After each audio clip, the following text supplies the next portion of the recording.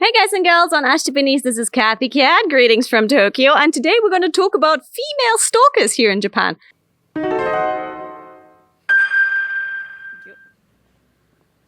Number 1 is the Travel Stalker. There was a gentleman, he wasn't even in the entertainment industry, but he put a lot of his information on social media, Facebook, Twitter, and such. He looked kind of handsome, so when he was posting, he did get quite a few likes. And he caught the attention of a certain lady. Now this lady was what they call a net stalker, which means she wasn't physically stalking him, but she was stalking him on all his social media posts quite intensely. And she, liked the pictures of this businessman's lunch, where he was going, what he was doing. It was generally just about his normal life, and she was a big fan of him. So one day, this happened. The businessman was about to fly out to Okinawa, so the only thing he did is he took a picture outside his airplane window of the plane and just wrote in the comments, "I'm gonna leave on a business trip now." Then he turned off his phone for 2 hours and enjoyed his flight. The 40-year-old lady who loved his post had often commented with nice comments, and he was a kind person and has often responded to her because she was very, very kind. But this time, what happened when he arrived?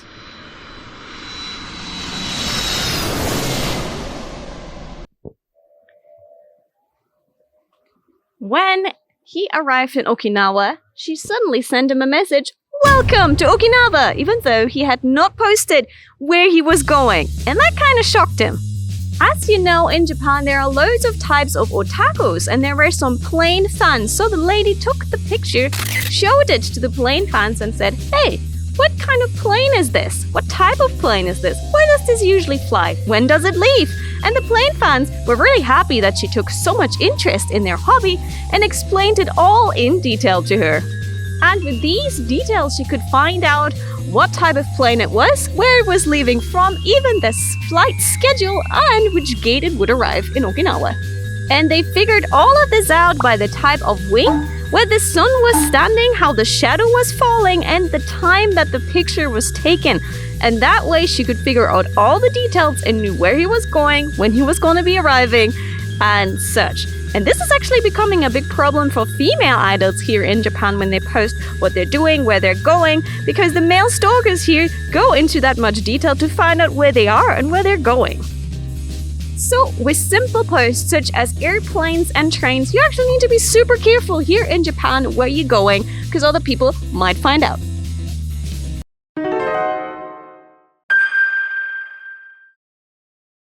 Number 2, the bunny boiler ex-girlfriend. Now, one girl split up with her partner, or he probably split up with her, but she couldn't let him go. So he tried to get rid of her by canceling his social media accounts because she would stalk him then, but she still found a way to find him. How? Before, she had actually attacked all his social media, was generally over-stalking, loads of messages, and also spamming all his profiles, which led to the poor guy to decide to cancel and delete all his social media and start new again. And she still found him. How did she do it? Now, guess with me, how did she find him? A, by an idol girl. B, by an idol group. C, by an idol company. Or D, by an idol company girl group staff member.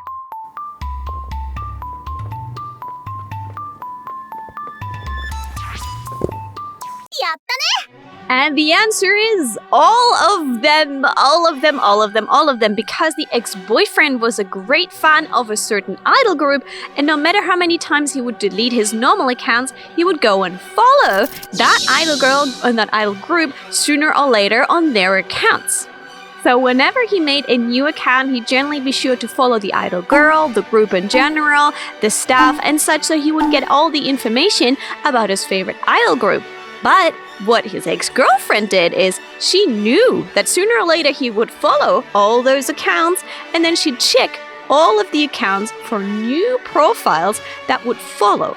Now that idol girl, his favorite idol girl, has around 10k followers, which means out of 10k followers, she would go through them and check them all to find a profile and match it with the other accounts to make sure that could be him. And then she'd appear all over again on his social media.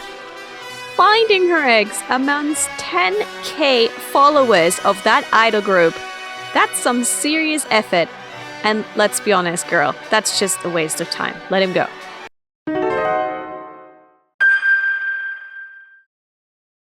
The 100 yen marriage. Now, in Japan, there are 100 yen stores, which are like an equivalent to a dollar store or a euro store, and they sell all kinds of convenient items there in the 100 yen store. Anything from household goods to sweets and treats.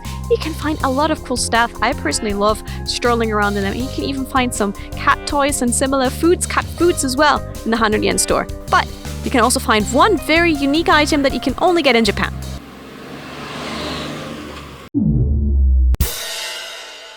And that's a hanko, a name stamp, which means on that stamp there will usually be the kanji letters of a certain Japanese surname, usually surnames. Those ones are used to then sign important documents. So for example, if it's Tanaka, you can go buy yourself a Tanaka stamp.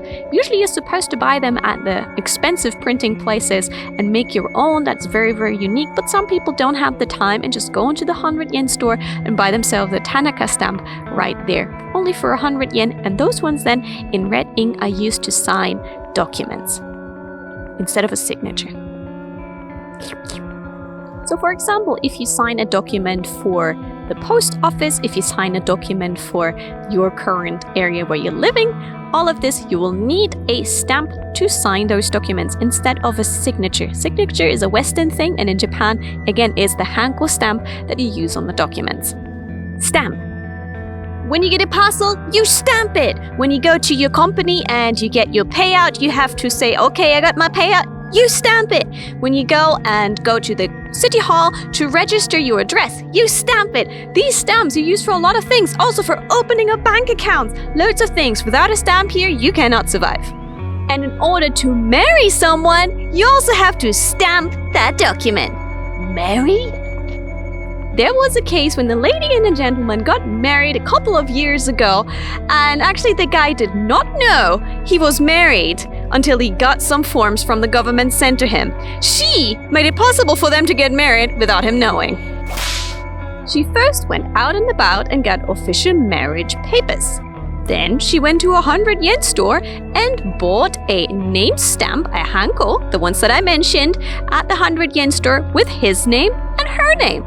And then in the end, she wrote both on that paper her name and his name and stamped them with the stamps. The guy only found out that he was married by the time he already got papers from the city hall, so it went through as an official marriage registration.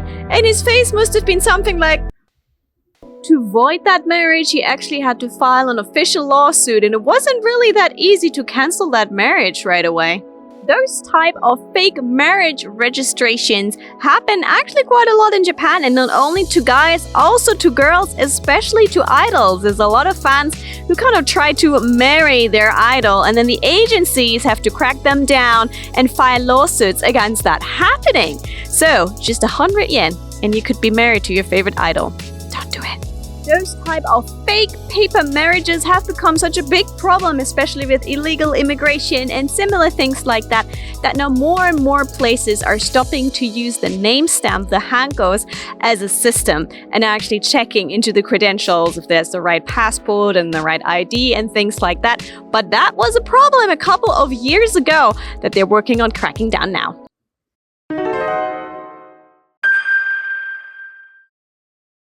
Stalking through lost and found. Now, we talked about it before. The Japanese people are very kind, and generally not so much stuff gets stolen. Meaning, if someone drops an item, people generally put it up somewhere for you to find, or they bring it all the way over to the police box where they hand it in, let them know how they handed it in, and then sooner or later, the police box, if you go there, they might have your wallet, they might have your phone, they might have your watch there. Keys, cameras, wallets, bags, all these kind of things, if they get dropped or left or lost, sometimes you'll either find them near where they were found, somewhere put up, or at a post box. Sometimes you're even supposed to, if you find money on the street in Japan just like that, you're supposed to actually go to the police box and hand that in, let them know where you found it, so hopefully it can go back to where it belongs to. A few years ago, there was this talk about Twitter about how that lost and found system can, however, unfortunately be used to stalk a person. How though? Now, what has happened a couple of times in Japan is that someone abuses the system of lost and found to actually stalk another person.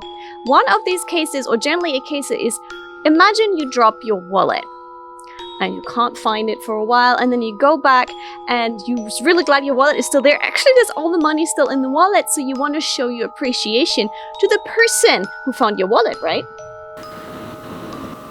In Japan, if you hand in items at the police box, there's usually an option to give a certain percentage of the money in the wallet that was found back to the person who found it. So actually you can take that box, or there's another box you can take and say, I don't want your money, but it'd be nice if I got a call from you to say thanks for finding it.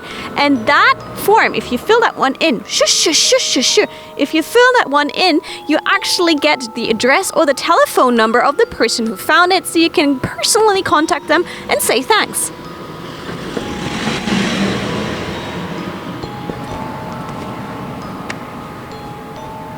There have been some very rare stalking cases where a person phones the other person to say thank you and show their gratitude for finding their item, and then the person on the other line is like, oh, this voice, so amazing, I fall in love with you. Yeah, that has apparently happened and led to some stalking situations in Japan, but that one's super rare. That has, however, led to some people thinking twice whether they say, I pay you money, or whether they say, I actually give you a call to say thanks. So that's another thing people have become a little bit more careful about, but generally, that shouldn't happen. お疲れ様です! So those were a couple of bizarre stalking incidents that happened here in Japan that kind of made the news in the news or even on Twitter, and we thought we'd let you guys know. If you're curious about things about Japan, don't forget guys, we do more and more videos here every week on the Ask Japanese channel. It'd be lovely to see more of you. If you hit that subscribe button, you'll be able to get to know more stuff about Japan. As always, don't forget to check out our other socials in the description box, and I'll see you hopefully soon for another adventure here from Tokyo. Bye!